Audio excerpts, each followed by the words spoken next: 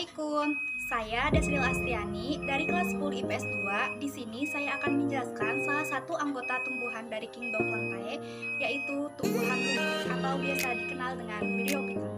Nah, sekarang kalian simak video penjelasan ini. Tumbuhan lumut Bryophyta. Bryophyta berasal dari bahasa Yunani, yaitu bryon yang berarti lumut dan phyton yang berarti tumbuhan. Lumut merupakan anggota Kingdom Plantae, yang mana Kingdom Plantae meliputi semua organisme yang multiseluler dan telah berdiferensiasi, eukariotik dan dinding selnya mempunyai selulosa. Oke, sekarang kita lanjut ke cara hidup lumut. Lumut adalah sebuah divisi tumbuhan yang hidup di darat yang umumnya berwarna hijau dan berukuran kecil. Lumut tersebar hampir di seluruh belahan dunia, terkecuali di dalam laut. Lumut mempunyai sel-sel plastid yang dapat menghasilkan klorofil A dan B, sehingga dapat membuat makanan sendiri dan bersifat autotrof. Oke, selanjutnya kita ke habitat lumut. Lumut mempunyai habitat yang banyak loh. Di antaranya ada tanah, tembok, bebatuan lapuk, menempel di kulit pohon atau biasa disebut dengan epifit, hidup di air, hidrofit, dan tempat lembab yaitu higrofit. Oke, sekarang kita lanjut ke ciri-ciri tubuh lumut, bentuk dan ukuran tubuh lumut. Tubuh lumut ada yang berbentuk lembaran, misalnya lumut hati atau hepatikapsid, tumbuhan kecil dan tegak, misalnya lumut daun atau Bryopsida. Yang berukuran kecil memiliki tinggi sekitar 1-2 cm, yang berukuran besar memiliki tinggi sekitar 20 cm.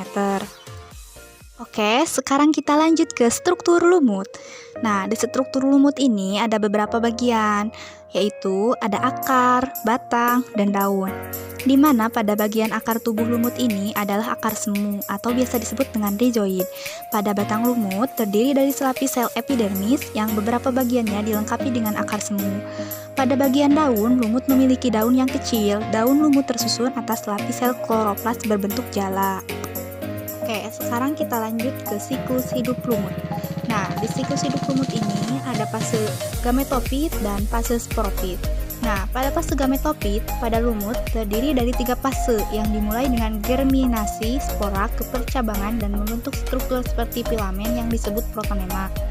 Fase selanjutnya dimulai ketika tunas berbentuk di protonema, dan fase yang terakhir adalah ketika tunas tumbuh ke atas, membentuk suatu percabangan, dan mulai membentuk daun serta rhizoid yang tersusun rapi secara spiral.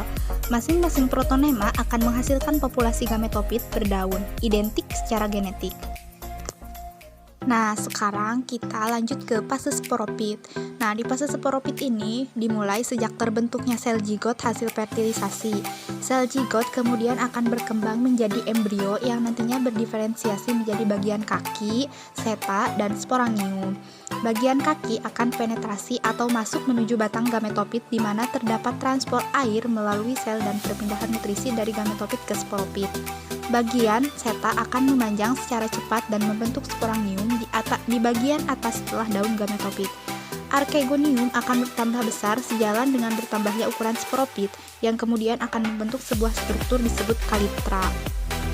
Selanjutnya kita beralih ke reproduksi lumut. Nah, di dalam reproduksi lumut ini terjadi secara aseksual, vegetatif, dan seksual generatif.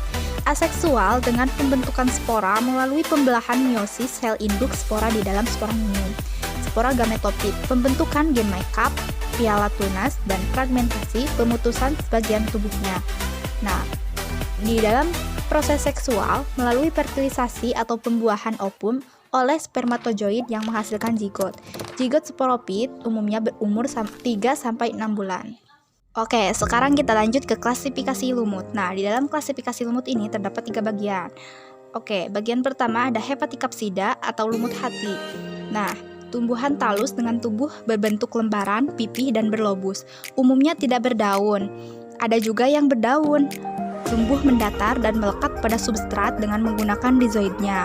Banyak ditemukan di tanah yang lembab, terutama daerah hujan tropis, namun ada juga yang tumbuh di permukaan air. Nah, kalian bisa lihat gambarnya di bawah. Nah, sekarang kita lanjut ke bagian 2. Nah, di bagian 2 ini ada Anthocheroptosida atau lumut tanduk. Disebut juga hornwort, berbentuk seperti lumut hati, tetapi sporopitnya berbentuk kapsul memanjang seperti tanduk dan mengandung kutikula. Sporopit tumbuh dari jaringan cawan Archegonium. Setelah masak, ujungnya akan terbelah dua. Sporogonium memiliki benang-benang elater yang mengatur pengeluaran spora dan pada kapsulnya terdapat stomata. Kemudian ada yang berumah satu dan ada yang berumah dua. Nah, cara perkembangbiakan Anthocereptosida ini yaitu dengan cara aseksual dan seksual. Nah, kalian bisa lihat gambarnya di bawah ini. Oke, sekarang kita lanjut ke bagian yang terakhir. Nah, pada bagian yang terakhir ini ada Bryopsida atau lumut daun, merupakan lumut sejati. Tubuh berupa talus, warnanya hijau, hidup berkelompok atau bisa menempel pada tembok, batu, dan tanah. Hidup di tempat yang lembab, belum mempunyai jaringan pengangkut, alat kelamin terdiri dari Antheridium jantan dan Archegonium betina. Mempunyai sifat seperti busa atau menyerap dan menahan air. Nah, kalian bisa lihat di sini. Terakhir adalah manfaat tumbuhan lumut. Beberapa tumbuhan lumut dimanfaatkan sebagai ornamen tata ruang. Beberapa spesies Sphagnum dapat digunakan sebagai obat kulit dan mata.